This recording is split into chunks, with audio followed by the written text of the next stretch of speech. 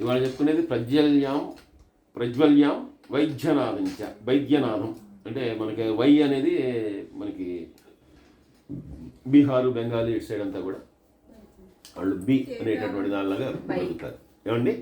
వరుసగా రావాలంటే కేదారం ఉంది. కేదారం ఉంది. ఎలా ఉంది? ఓంకారే అమలేశ్వరం తర్వాత కేదారం బుక్ లో మామూలుగా అది అలా రాశాడా? నేను శ్లోకాన్ని బట్టి నేను మారుస్తున్నాను. కేదారం అచ్చా ఓకే. మామూలుగా ద్వాదశ లింగ స్తోత్రంలో ఎలా ఉంటుందంటే మాకు వైద్యనాథం వస్తుంది అన్నమాట. ఇదేమో ప్రజ్వల్యం వైద్యనాథంచ ఢాకిన్యాం భీమశంకరం సేతుబందేతు రామేశం నాగేశం దారుకావనే. మనకి ఇక్కడ వా అంతా అక్కడ బాగా పలుకుతారండి. వైద్యనాథ్ అక్కడ పేరు. మన వానే వాళ్ళు బా అని పలుకుతారు అంతే. అంత ఇది అందరికీ తెలిసినటువంటి కథేనండి. కానీ మరి భూకైలాస సినిమా అయితే కాదు, భూకైలాస సినిమాలో చూపించినట్టు కాదు. ఇదేంటంటే రావణాసురుడు బ్రహ్మగారి దగ్గర నుంచి వరాలు పొందాడు. రావణాసురుడు బ్రహ్మగారికి మునిమనవుడు అవుతాడు. మునిమనవుడైనా కూడా రాక్షసుడు.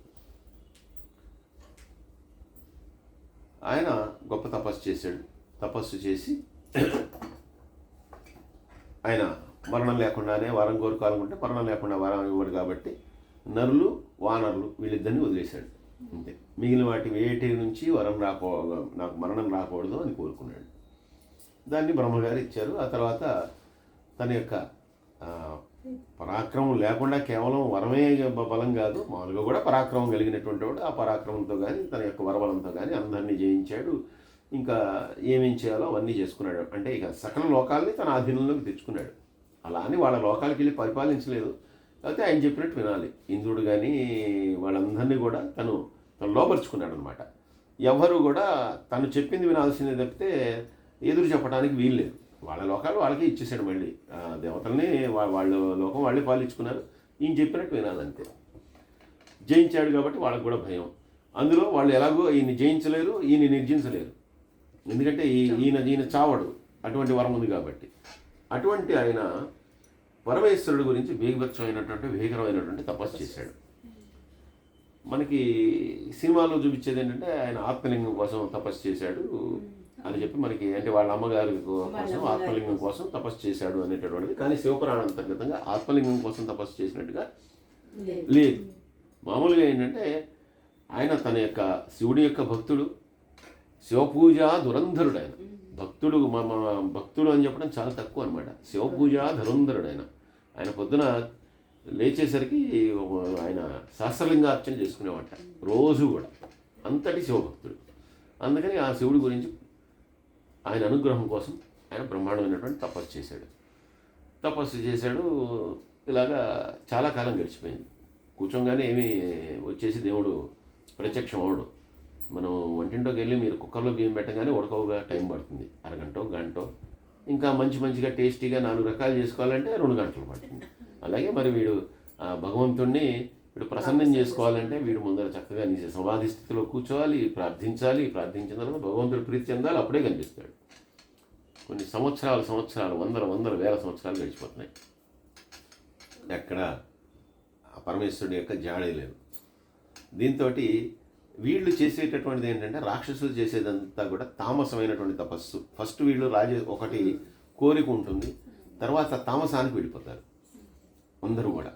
అంటే ఏం చేస్తారు, దాన్ని ఉగ్ర తపస్సు చేసేస్తారు. ఇంకా ఉగ్ర తపస్సు అంటే తమ యొక్క శరీర అవయవాలను ఖండించేసుకోవడం, ఏదైనా సరే భగవంతుడు ప్రత్యక్షం చేసుకోవాలి అనేటటువంటి తపస్సు చేస్తారు. అదే ఋషులు మునులు ఆ తపస్సు చేయరు. విశ్వామిత్రుడు అన్నిసార్లు తపస్సు చేశాడు బ్రహ్మర్షి కావాలని, కానీ ఏ రోజు కూడా కాళ్ళు కోసేసుకుని వేళ్ళు కోసేసుకుని చితక కొట్టేసుకుని అవేం చేయడు, మామూలుగా చేస్తాడు.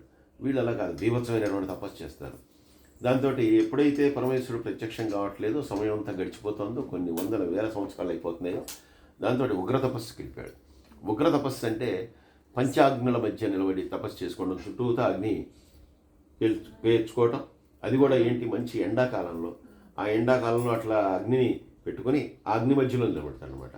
పైనుంచి ఎండ, చుట్టూతా ఎండ, ఈ అగ్ని, అటువంటి దానిలో తపస్సు చేయటం. అలాగే మంచి శీతాకాలంలో నీళ్ళలో మొలనూతి నీళ్ళలో నిలబడి తపస్సు చేయటం. ఇలాగంటే వాతావరణం ఏదైతే ప్రతికూలిస్తూ ఉంటుందో దాని అన్నిటికీ మళ్ళీ తపస్సు చేయటం. ఇటువంటి ఉగ్ర తపస్సుని చాలా సంవత్సరాలు చేసేట. అయినా కూడా ఆయన రాలే, ఆయన కూడా ప్రత్యక్షం కాదు. ఇక రావట్లేదు, ఇక లాభం లేదు, ఇంకా నేను నా శరీరాన్ని అర్పించేస్తానని చెప్పి ఈయన దశకంఠుడు కదా, ఈయనకి మొత్తం 10 తలలు. ఒక తలకాయ నరికి అక్కడ పెట్టేట, రాలా. రెండోది నరికాడు, మూడోది నరికాడు. ఇలా ఒక్కోటి నరుక్కుంటూ వెళ్ళిపోతున్నట్ట. ఇక చిట్ట చివరిది ప్రాణం పోయే స్థితి. తల నరుక్కోవడం అంటే మామూలు విషయం కాదు. కాబట్టి 10 తలలు ఉన్నాయి కాబట్టి ఆయన ఒక్కోదాన్ని నరుక్కుంటూ కూర్చొని చివరికి 10వ తలని కూడా నరికేట. నరికేసరికి ఇంకా పరమేశ్వరుడికి రాక తప్పలేదు, వచ్చేసాడు. వచ్చిన తర్వాత ఏం అనుగ్రహం కావాలి నీకు, దేనికోసం తపస్సు చేస్తున్నావు? వెంటనే ఈయన అన్నట్ట, నాకు కావాల్సినటువంటి వరం ఏంటంటే నాకు విపరీతమైనటువంటి శక్తి, బలము ఇవన్నీ కూడా ప్రసాదించు. తప్పకుండా ప్రసాదించాను, అలాగే ఇచ్చాను. పో, నీకు ఆల్రెడీ బ్రహ్మగారు ఇచ్చినటువంటి వరం ఉంది, సరే ఇది కూడా ఇస్తున్నాను, విపరీతమైనటువంటి బలం ఇవన్నీ వస్తాయి. పో, అలాగే నాకు ఇంకా అవ్వలేదు, ఉంది. ఏంటి? నువ్వు వచ్చేసి నా ఇంట్లో ఉండాలి. నేను రోజు కూడా నీకు సహస్రలింగార్చన చేసుకుంటాను. అందువల్ల ఇప్పటిదాకా ఏంటంటే ఆ సహస్రలింగాలకి చేసుకుంటున్నాను నేను, అలా కాదు. నువ్వు వచ్చి నా దగ్గరికి వచ్చేసి, నా దగ్గరికి వస్తే కనుక నేను నీకు తపస్సు, నేను రోజు నేను స్వయంగా అర్చించుకుంటాను. అందుకని నువ్వు కూడా నాతో వచ్చేసి అన్నట్టు. శివుడికి ఎటువంటి కోరిక కొడతాడని తెలియదు. సరే ఆయన ఏమి చేయి, ఇప్పుడు ఇవ్వాలి, వరం ఇవ్వాలి కాబట్టి సరే అని చెప్పి ఆయన ఆత్మలింగాన్ని ఇచ్చి, సరే నాకు బదులుగా దీన్ని ఇస్తున్నాను నీకు, దీన్ని తీసుకెళ్ళి నువ్వు రోజు చేసుకో, నువ్వు ఇష్టం వచ్చినట్టు పూజ చేసుకో. అయితే ఒక నియమం మాత్రం ఉంది, నువ్వు దీన్ని ఎక్కడా కూడా కింద పెట్టడానికి వీలు. ఎందుకంటే ఎక్కడైతే కింద పెడతావో, ఇది నేను ఉండేటటువంటిది కైలాసం మీద, ఇది పృథ్వీ మీదకి తీసుకొస్తున్నాను. అందుకని ఇక్కడికి కనుక నువ్వు తీసుకొస్తే ఇది పృథ్వీ చేత ఆకర్షింపబడిపోతుంది. ఇంకా దాన్ని తీయటం అనేటటువంటిది నీకు సాధ్యం కాదు. నీకు అసమానమైనటువంటి బలం కూడా నేను ప్రసాదించాను, అయినా కూడా నీకు సాధ్యం కాదు. దాన్ని తీయటం ఇంకా ఎవరికీ సాధ్యం కాదు. అందువల్ల ఇంకా దాన్ని వదిలేయాల్సిందే నువ్వు అని చెప్పి అన్నట్టు. ఈయన తప్పకుండా నేను జాగ్రత్తగా నేను తీసుకెళ్ళిపోతాను, నేను వెళ్ళిపోతానని చెప్పి దాన్ని తీసుకున్నాడు. తీసుకుని ఈయన ఆ శివలింగాన్ని తీసుకుని ఈయన వచ్చేస్తున్నాడు. వచ్చేసేటువంటి క్రమంలో ఈయనకి మధ్యలో మూత్ర విసర్జన చేసుకోవాల్సినట్టు అవసరం వచ్చింది. మనకి శివపురాణంలో ఉన్నది చెప్తున్నానండి. సరే మరి అప్పుడు శివలింగం పట్టుకుని చేసుకోలేడు, అందులో ఆత్మలింగం. అందుకని ఏం చేయాలని చెప్పి కాసేపు చూసిన తర్వాత ఎవడో పక్కన పశువులు కాసుకునేటటువంటి గొల్ల పిల్లవాడు ఎవడో కనబడితే వాడి చేతికి ఇచ్చి, ఒక్క నిమిషం పట్టుకోరా అంటే వాడు, నేను ఎక్కువసేపు ఉండను, నేను పిలవంగానే నువ్వు వచ్చేయాలని చెప్పి వాడు చెప్పడం, ఈయన దానితో రాకపోవడం. సరే ఆ లింగాన్ని అక్కడ ప్రతిష్ఠించాడు. దాన్ని ప్రతిష్ఠించడం ఉంది అక్కడ పెట్టేశాడు. పెట్టంగానే ఇంకా అది రాలేదు. చాలా దానికోసం ప్రయత్నించాడు, దానికోసం మళ్ళీ తలపాలు కుట్టుకోవడానికి సిద్ధపడ్డాడు. ఏం చేసినా కూడా మళ్ళీ పరమేశ్వరుడు చెప్పాడు, నీకు ముందరే చెప్పాను కదా, ఇంకా నువ్వు వెళ్ళిపోవాల్సిందే, కానీ ఇది రాదు, ఇంకా ఇది ఇక్కడే ఉండిపోతుంది. వెళ్ళిపోయిన తర్వాత అప్పుడు అక్కడ పెట్టేసిన తర్వాత స్వామివారి యొక్క సాక్షాత్తు ఆయన యొక్క ఆత్మలింగం కాబట్టి అది ఆ ప్రదేశంలో ప్రతిష్ఠింపబడింది. కాబట్టి ఎవరైతే ఆ జ్యోతిర్లింగాన్ని దర్శనం చేసుకుంటారో వారికి ఉన్నటువంటి సకల వ్యాధులు కూడా నశించిపోతాయి. అంటే ఏ వ్యాధులు? రావణాసుడికి వచ్చినటువంటి వ్యాధులు లాంటివి. అంటే బుద్ధి అనేటటువంటిది ఎవరికైతే సరిగ్గా ఉండదో, ఎవరైతే, ఎందుకంటే సాక్షాత్తు పరమేశ్వరుడి మీద నీకు ఎంత ప్రేమ ఉంటే మాత్రం ఆయన వచ్చి నీ ఇంట్లో కూర్చోమంటాం, అది తప్పు. కాబట్టి అటువంటి వాడికి బుద్ధిని ఇచ్చాడు. అంటే ఎవరు ఎక్కడ ఉండాలో అక్కడ ఉండాలి. కాబట్టి ఆ వైద్యనాథలింగం అనేటటువంటిది విశేషించి మానవులు తమ యొక్క పాపాలను నిష్కృతి చేసుకోవడానికి, తమ యొక్క ఆరోగ్యాన్ని పెంపొందించుకోవడానికి అటువంటి ఆ వైద్యనాథలింగాన్ని దర్శనం చేసుకోవాలి. అటువంటి పవిత్రమైనటువంటి లింగము వైద్యనాథలింగము. సరే ఇదంతా కూడా ఇంకా అక్కడ ఆ లింగం అది ఉండిపోయిన తర్వాత ఈయన మళ్ళీ తిరిగి తన యొక్క లంకకు వచ్చేసాట. వచ్చిన తర్వాత తల్లికి అలాగే భార్యకి అందరికీ చెప్పాడు. కొంచెం బాధపడ్డాడు. వాళ్ళందరూ కూడా ఏదైనా చాలా గొప్ప పని చేసావు, ఎందుకంటే ఇది సాధ్యమయ్యే పని కాదు.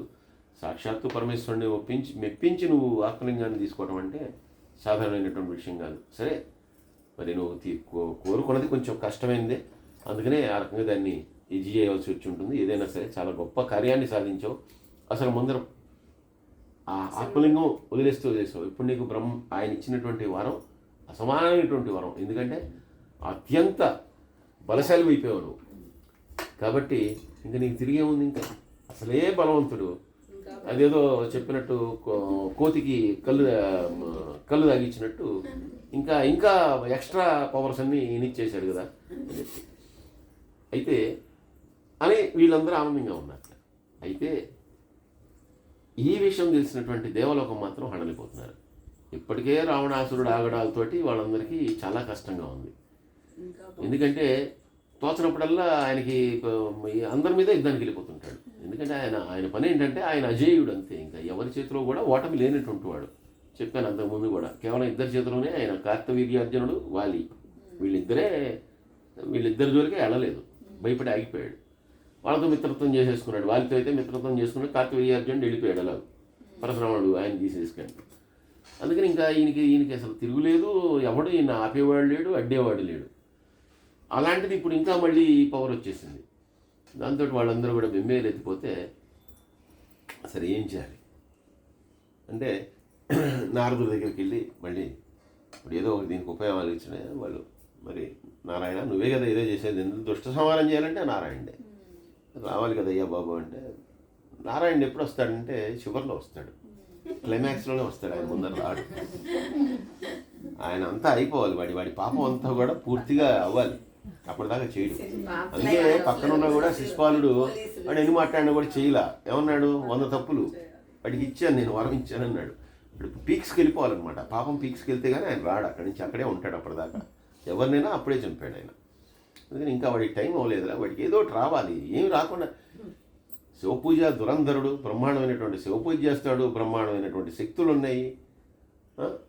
వాడి ఏదైనా చెయ్యాలి కదా, ఏదో పాపకార్యం, భయంకరమైనటువంటి పాపకార్యం చెయ్యాలి.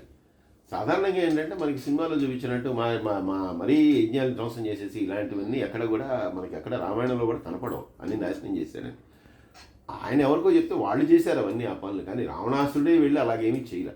అయితే అందరినీ జయించేవాడు అంతే. అదొక్కటే ఆయన చేసింది. అంతేగాని బాధలు పెట్టేసి మనకి అలాంటి పనులు ఏం చేయలే. ఆయన ఎవడైనా ఒక రాక్షసుడికి అరే నీకు ఈ ప్రాంతం ఇచ్చాను నువ్వు చూసుకుంటే వాడు చేసేవాడు అలాంటి పనులన్నీ. ఈయన ఎప్పుడు చేయలే. మనిషి తప్పు చేస్తే కానీ భగవంతుడు ఎప్పుడు కూడా కోపించాడు. ఎలా కోపిస్తాడు?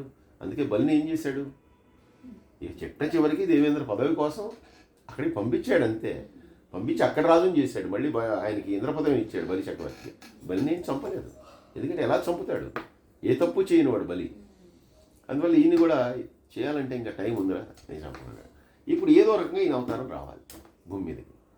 అందుకని ఏం చేయాలి అని చెప్పి వీళ్ళు ఆలోచించిన తర్వాత సరే దీనికి నారదుడిని మళ్ళీ ఉసిగొలిపారు. అప్పుడు మళ్ళీ నారదుడు మళ్ళీ రావణాసురుడి దగ్గరికి వచ్చాడు.